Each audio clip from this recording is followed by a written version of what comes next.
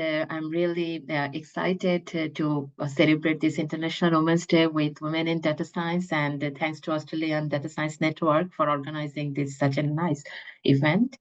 So yeah, today I'm here to share my journey with you all. So all my data science journey started, my data science journey started with the passion for problem solving and the curiosity of knowing the depth of data. And that's why I started my Bachelor of Science in 2011 from in University of Dhaka, where I learned my degrees in computer science and engineering. And I finished it in 2015. And later on, I completed my Masters of Science on the same institute on the same subject. So that I can build more deeper knowledge into computer science and data science. And later on, I started my PhD journey in 2017, and I obtained my degree in 2021 from Swinburne University of Technology, receiving the Data 61 CSRO scholarship. So my research expertise particularly falls within the nexus between the data science and cyber-physical systems, or solving the challenges of the cyber-physical systems with the help of data-driven approaches. And it particularly, we solve this with the help of applied machine learning, edge intelligence, and optimize the performance of cyber-physical systems. So yeah, so this is the overview of my background, but let's have a time travel with my behind the scenes of this journey. So when I started my Bachelor of Science in Computer Science and Engineering in 2011, at the time my parents was not a bit happy, as their daughter is studying computer science rather than studying medicine, although I had that opportunity.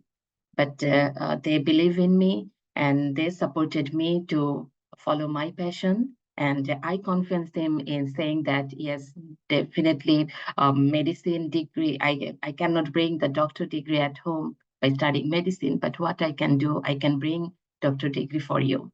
So yeah, that's my main motivational point, from where I plan for higher degrees, higher studies, and plan for building my backgrounds, or building my basics for the research journey.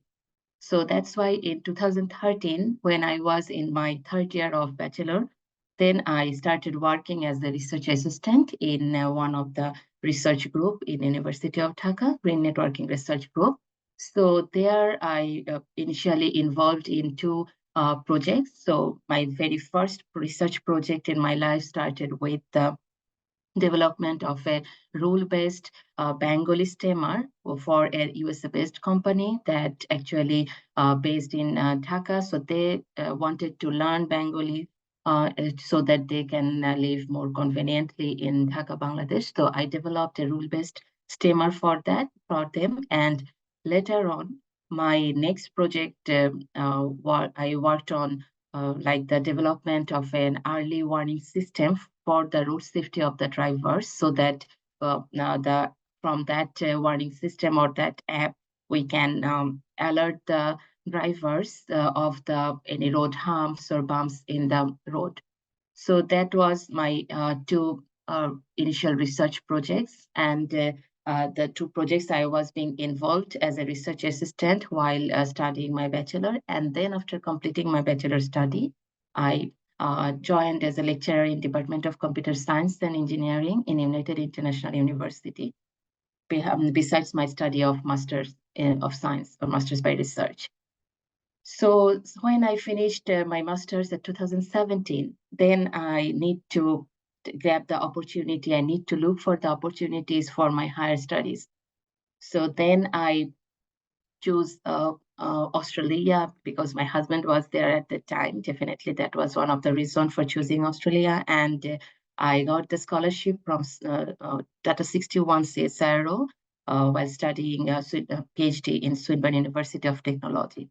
At that time, my previous research experience helped me a lot, because when I applied for Data 61 scholarship, at that time I had to write a research proposal.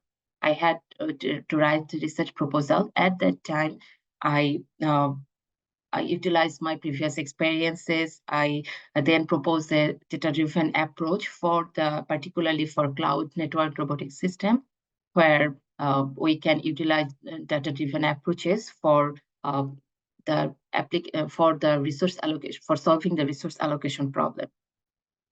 And during that time, it was not bit easy, or that transition was not bit easy for me, moving from a country to a different country in a different continent, and staying away from my parents for the first time. It was really a bit challenging for me, but I built a self-resilience within me. And I was also a bit surprised when I started my PhD journey at Swinburne that I was the very first female student of my PhD supervisor. But he was a great mentor for me, and he always talked with me that what is my passion, whether I want to build my career in industry or want to stick myself in academia. Then I let him know that I prefer academia, and then he guided me in that way. And then during my PhD studies, my mentor guided me, or also suggested me to build my teaching morely, so that I can have a space in an Australian. I can find out a position in in any Australian university. So then I started working as a sessional teaching staff in Monash University, Victoria University, and Swinburne University of Technology during that period.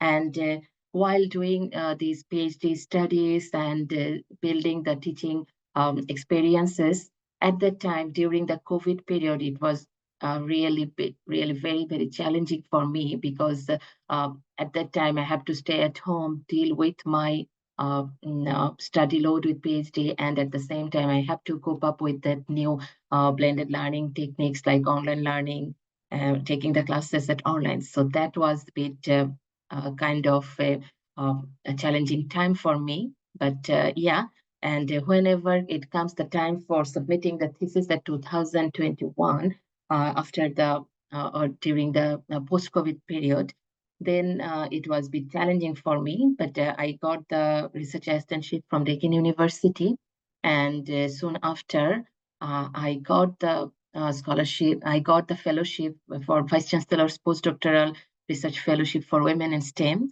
from University of Southern Queensland. And that was my turning point, from where I started working as an independent researcher, where I can write my own proposal independently, seek the opportunities and all. And but yeah, definitely at that time, moving from Melbourne to Brisbane, even this time, I'm not only staying without my parents. Now I have to leave my husband as well, because he was working in Melbourne at the time. So yeah, that was another challenging thing for me, but I overcome those challenges and I grabbed that opportunity. And later on, I was seeking for an opportunity where I can get a more secured position. At the same time, I can make my work-life balanced. And thanks to PART, that they offer both me and my husband continuing job. So then I moved to Curtin University in 2021.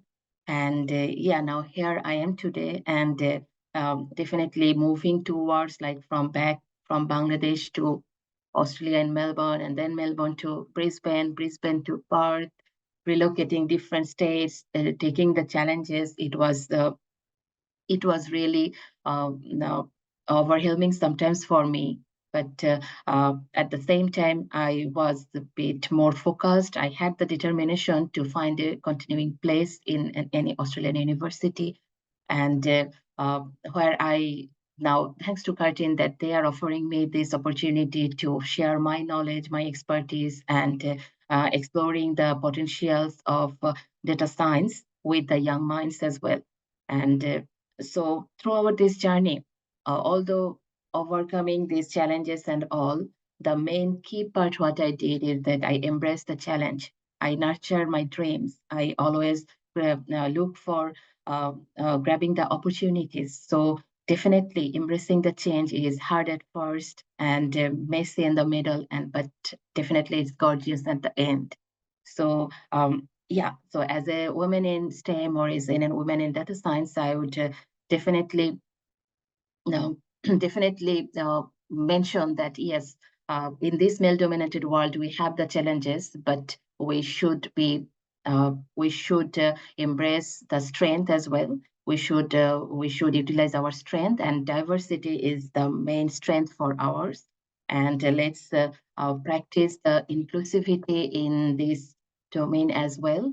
And let's stay connected. Let's share our thoughts. Let's work collaboratively. So thank you again for inviting me, and thanks for listening.